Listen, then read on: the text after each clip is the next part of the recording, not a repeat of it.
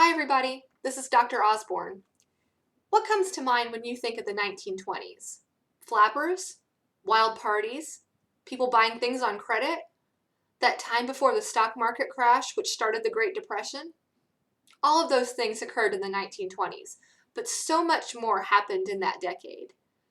Textbooks tend to gloss over this period, but it was actually a time of great change in America.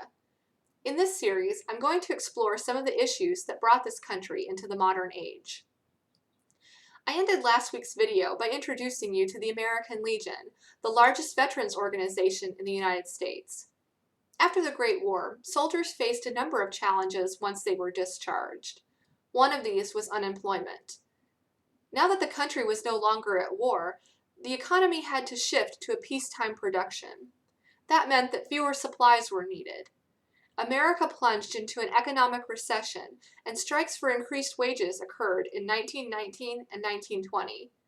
The greatest strike happened on September 22, 1919, when mill employees of U.S. Steel called for a general strike, meaning that they wanted all steel workers all over the country to leave their jobs in protest. Most employees of U.S. Steel walked out in Chicago. The strike lasted nearly 4 months, during which time the economy continued to worsen as falling prices resulted in failed businesses, wage reductions, and more unemployment. Farmers also suffered because they had fewer buyers for their crops. During the war, they had planted surplus crops in order to feed the people of Europe, but now countries abroad were starting to replant and rebuild. Mechanization also meant that Europeans didn't need to rely as heavily on American imports anymore. Veterans faced uncertainty and hardship, and in 1921, every sixth man who had served in the armed forces was without work. On the other hand, an estimated 7 million immigrants were in the country illegally, and to the Legionnaires, they seemed to be well off and employed. Many Legionnaires blamed these immigrants, particularly the ones from Southern and Eastern Europe, for their troubles. They claimed that political radicals among these immigrants had stolen their jobs, while veterans were fighting in the war, and that they had instigated the industry strikes. Many Americans were concerned that this new wave of immigrants believed in radical political ideas, such as communism and anarchism. This so-called Red Scare fueled the American Legion's commitment to protect the U.S., especially after a violent incident occurred in Centralia, Washington. The American Legion's leaders claimed that on November 11, 1919, that's the first Armistice Day, during this time, some members of the Industrial Workers of the World ambushed a Legion parade and killed 4 veterans. Another group of Legionnaires took cover in the IWW's meeting hall to escape the attack and encountered the suspects. They then subdued these IWW members and took them to jail. That night, a lynch mob broke into the jail and killed one of the IWW members, a man named Hiram Wesley Evans. We'll probably never really know the truth about what happened in Centralia and who started the attack. The events, however, fueled the hysteria that was building around the Red Scare. People were afraid that communists would take over American businesses, just as the Soviets had claimed ownership of Russian factories a few years earlier. American industrialists were particularly concerned that their workers, the majority of whom were from Southern and Eastern European countries, were particularly susceptible to radical propaganda. These immigrants, the industrialists reasoned, were illiterate in English and unfamiliar with American political traditions. U.S. Attorney General A. Mitchell Palmer recognized what a valuable tool hysteria could be.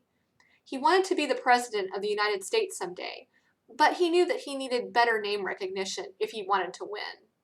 So he decided to reinvent himself as a hero of the American people. He needed the right event to make people afraid so that he could appear to save them. Then, on June 2, 1919, a bomb exploded in front of his home in Washington, D.C. Palmer claimed that the bombing was part of a large communist plot to destabilize the country. He estimated that 90% of communist and anarchist agitation was traceable to immigrants who were in the country illegally. Palmer wasted no time in conducting a series of raids against socialists and radicals from November 1919 to January 1920. These raids netted more than 10,000 suspects.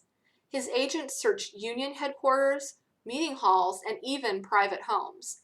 They arrested people, especially the foreign-born, without warrants. Most of those arrested were deported.